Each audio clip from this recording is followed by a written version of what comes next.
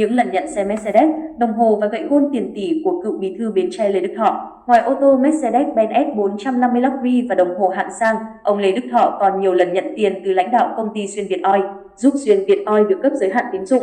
Cơ quan An ninh điều tra Bộ Công an vừa hoàn tất kết luận điều tra vụ án, đề nghị truy tố 15 bị can trong vụ án xảy ra tại công ty trách nhiệm hữu hạn thương mại vận tải và du lịch Xuyên Việt Oil và các cơ quan tổ chức liên quan.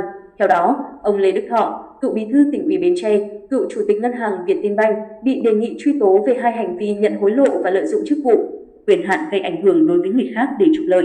Về hành vi nhận hối lộ, cơ quan điều tra xác định đầu năm 2018, Mai Thị Hồng Hạnh, giám đốc kiêm chủ tịch Xuyên Việt Oil, quen biết với Thọ do doanh nghiệp này có quan hệ tín dụng với Ngân hàng Thương mại Cổ phần Công thương Việt Nam, Vietinbank, chi nhánh thành phố Hồ Chí Minh. Tháng 10 năm 2018, ông Lê Đức Thọ được bổ nhiệm là chủ tịch hội đồng quản trị Vietinbank, là người có thẩm quyền thay mặt hội đồng quản trị phê duyệt cấp giới hạn tín dụng trên 3.000 tỷ đồng cho các khách hàng.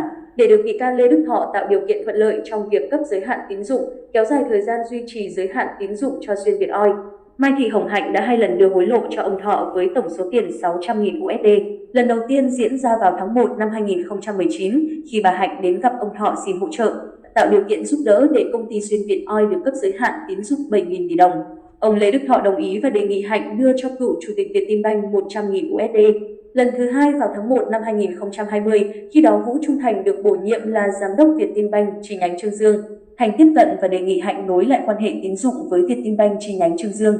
Khi được Hạnh hỏi cần gặp ai để xin hỗ trợ giải quyết giới hạn tín dụng năm 2020 đến 2021 cho công ty Xuyên Việt Oil, Thành tư vấn gặp ông Lê Đức Thọ. Đầu tháng 1 năm 2020, Hạnh và Thành liên lạc với Lê Đức Thọ để xin gặp.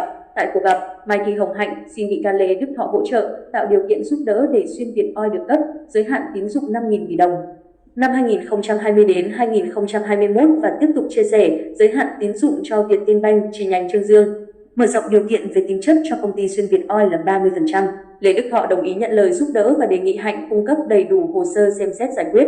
Kết thúc cuộc gặp mặt, Hạnh đưa cho ông Thọ 500.000 USD. Tuy nhiên, do công ty Xuyên Việt Oil chưa cung cấp đầy đủ hồ sơ đề nghị cấp giới hạn tín dụng cho năm 2020 đến 2021, nên Hạnh tiếp tục gặp, đề nghị Thọ cho kéo dài thời gian duy trì giới hạn tín dụng. Ngoài nhận hối lộ 600.000 USD từ Mai Thị Hồng Hạnh trong thời gian giữ chức vụ Tổng Giám đốc và Chủ tịch Hội đồng Quản trị Nhà băng, ông Lê Đức Thọ còn được Hạnh nhiều lần gửi tặng tiền với mục đích làm quen, tạo mối quan hệ, tặng quà sinh nhật, lễ, Tết gồm 470.000 đô la và một đồng hồ Patek Philippe trị giá hơn 1,1 tỷ đồng. Về số tiền 1.070.000 USD nhận của Hạnh, ông Thọ khai đã gửi 440.000 USD tại nhà em trai. Số tiền còn lại đã chi tiêu cá nhân.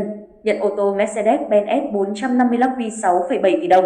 Với tội danh lợi dụng chức vụ, quyền hạn gây ảnh hưởng đối với người khác để trục lợi, cơ quan chức năng xác định khi được điều động, phân công giữ chức vụ bí thư Tỉnh ủy Bến Tre để nâng cao uy tín bản thân, ông Thọ đề nghị Mai Thị Hồng Hạnh thành lập chi nhánh hoặc công ty con của Xuyên Việt Oil tại Bến Tre để nộp thuế nhằm tăng nguồn thu ngân sách cho tỉnh. Đổi lại doanh nghiệp này sẽ được tạo điều kiện để thực hiện các dự án bất động sản, cảng biển, du lịch tại địa phương. Theo đề nghị trên, Hạnh đã thành lập công ty cổ phần Việt Oil tại Bến Tre và xin vay vốn. Hạnh đề nghị ông Lê Đức Thọ có chính sách ưu đãi, hỗ trợ, tạo điều kiện thuận lợi cho công ty Xuyên Việt Oil được vay vốn tại ngân hàng. Lê Đức Thọ đồng ý và đề nghị Hạnh giao dịch vay vốn tại Vietinbank chi nhánh Bến Tre. Ông Thọ nhiều lần gặp, gọi điện thoại cho Nguyễn Thanh Trường, giám đốc Vietinbank chi nhánh Bến Tre để yêu cầu hỗ trợ Mai Thị Hồng Hạnh. Khi biết thông tin ngân hàng này dự kiến thu phí 100 triệu đồng với tài khoản số đẹp cấp cho công ty Việt Oil, Lê Đức Thọ yêu cầu Nguyễn Thanh Trường miễn khoản này. Quá trình xin vay vốn, Vietinbank chi nhánh Bến Tre có tờ trình thẩm định đề xuất cấp trên phê duyệt cấp giới hạn tín dụng 400 tỷ đồng cho công ty Việt Oil với tỷ lệ tài sản đảm bảo 50%, tín chấp 50%. Song tờ trình này không được phê duyệt vì công ty Xuyên Việt Oil, công ty mẹ của công ty Việt Oil, đang được cấp tín dụng với tỷ lệ tài sản đảm bảo là 80%, tín chấp là 20%. Chi nhánh đã thông báo cho Mai Thị Hồng Hạnh, nhưng nữ bị can yêu cầu tỷ lệ tín chấp từ 40% trở lên thì mới đồng ý vay vốn.